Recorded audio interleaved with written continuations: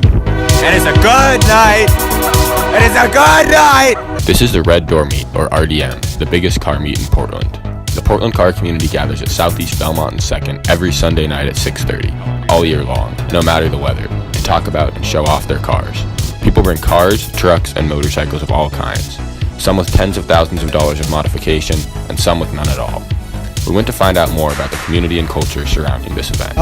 We're doing a school project. Would you want to be interviewed? Do you mind if I ask you a couple questions? Hey, we asked some of you guys some questions. Not really. Okay, no worries. This is not gonna be f***ing PG-13 one goddamn bit. You're like the main organizer here? Yeah, I've been organizing Red Door for 5 years. So what was your motivation to start RDM, get this started?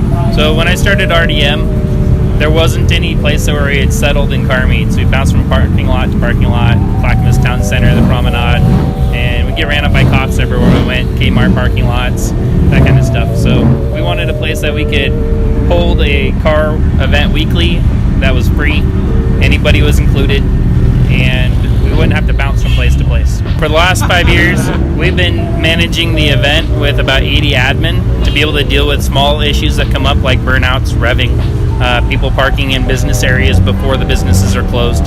We hold it on Sunday, so it's a day that typically businesses close early anyway, and we clean up our mess when we're done. Beyond that, we're just respectful and take care of the area. So do you think you could just start off by telling us a little bit about your car? So I'm Ryan. I got a 93 Mazda Miata with a 1.6. I got a welded diff. It's my daily, but I still drift the shit out of it. It does what it's supposed to do.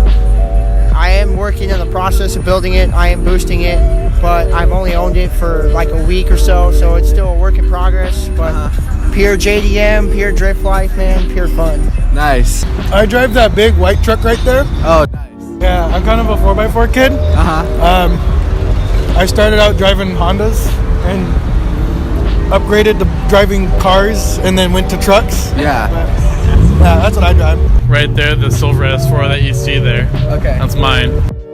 I got the white S4. Oh, okay. So what, have you guys done any modifications on them or anything? Long enough list that we'd be here a while. Over the course of the night, we saw a lot of different types of cars, and we wanted to find out just how easy it is to get into the car culture. How accessible do you think the car culture is? Do you need a lot of... Yeah. Dude, it's easy. There's a guy down there with a stock Kia, and he's in a car club. Doesn't really matter. Honestly, if you start simple, go for the small stuff and then work your way into it, anyone can really do it. It's just, you have to have the passion for it. You can start out with something as simple as a little Honda, work from there because really easy to work on, and then cars like ours are mainly computer built, so it's all about your knowledge on them and your passion to go. Oh, anyone can get into it. I believe if you just have a passion for cars coming from the Honda community and the Volkswagen community, the Honda community is honestly one of the most forgivable and the most outgoing out there. Mm-hmm. But I'm happy with being with what I am now. I'm meeting some very cool and unique people out there. As our interviews went on, we heard people talking about going to T5 later that night, an illegal street racing event held in North Portland. We wanted to see who would be there. You're going to T5 afterwards? I'm not going to say. Too many cops. Too many cops? Don't see them out tonight, really. There's that one sitting over there, but... They might not be out, but once we all leave, they're all going to be following somebody. Are you going to T5 after this? What are you, a fucking cop? Jesus Christ. No, I'm not. Of course not. I'm going to bed. Where do you drift? Just... T5, down 185th, drift spot on the street, man. Anywhere I get a chance to, or no cars around, I'll send this thing. And have you ever been to Pat's Acres for? Yeah. Oh yeah. I've been there, not with this car, but I've been there with my old M3.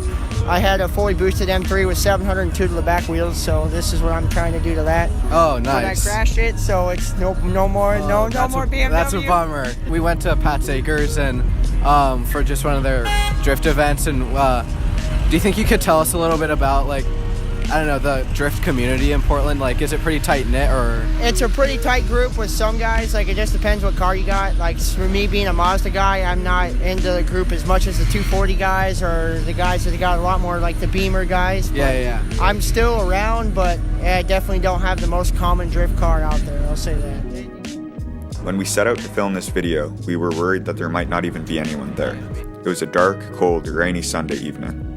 To our surprise though, hundreds of people came out, and after talking to some of the enthusiasts, it was easy to see why they come. To true enthusiasts, these meets are about much more than simply showing off their cars. They're about building an inclusive and welcoming community based off of a shared love of their cars. We'll definitely be coming back.